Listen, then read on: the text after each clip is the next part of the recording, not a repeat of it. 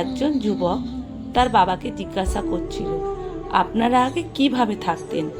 শীতাতপ নিয়ন্ত্রিত যানবাহন নেই, ওয়াইফাই নেই, কোনো ইন্টারনেট নেই, কম্পিউটার নেই, অনলাইনে শপিং নেই, টিভি নেই, মোবাইল ফোন নেই, শপিং মল নেই, মাল্টিপ্লেক্স নেই। তার বাবা উত্তর দিলেন, ঠিক যেমন তোমাদের প্রজন্ম আজকের সাথে জীবনযাপন করে।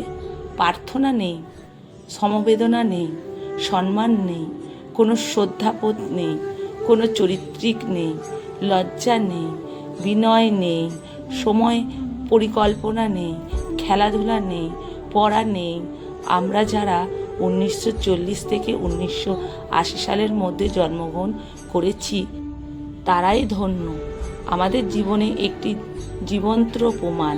স্কুলের পর সন্ধ্যা পর্যন্ত খেলতাম আমরা, কখনো টিভি দেখিনি। আমরা প্রকৃত বন্ধুদের সাথে খেলতাম, ইন্টারনেট বন্ধুদের সাথে নয়। আমরা যদি কখনো তৃষ্ণার্ত অনুভব করি, আমরা বোতলের জল নয় কলের জল পান করি। আমরা কখনোই অসুস্থ হইনি, যদিও আমরা 4 বন্ধুর সাথে একই গ্লাসে জুস শেয়ার করে খেতাম। আমাদের কখনোই ওজন বাড়েনি, যদিও আমরা প্রতিদিন প্রচুর ভাত খেতাম।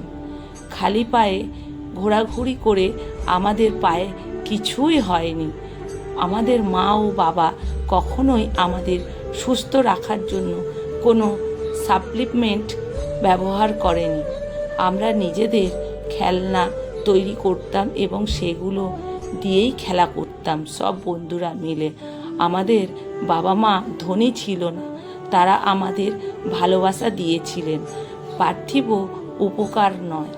আমাদের কখনোই cellphone, DVD, PlayStation, Xbox, video game, ব্যক্তিগত কম্পিউটার, ইন্টারনেট, চ্যাট ছিল না। তবে আমাদের প্রকৃত বন্ধু ছিল।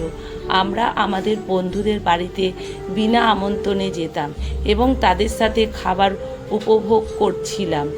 আমরা হয়তো কালো এবং সাদা ফটোতে ছিলাম, কিন্তু সেই ফটোগুলো রঙিন স্মৃতি খুঁজে পেতাম সবার মাঝে।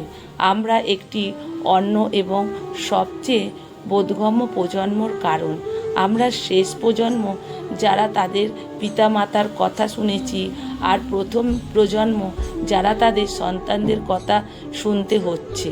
আমরা একটি সীমিত সংস্কার। কথাগুলো খুব বেশি সত্য। লেখা সংগৃহীত, পাঠে অনিতা ভট্টাচার্য। ভিডিওটি যদি ভালো লেগে থাকে বন্ধুরা প্রচুর শেয়ার করবেন। আমার ভালোবাসা ও প্রণাম আপনাদের জন্য।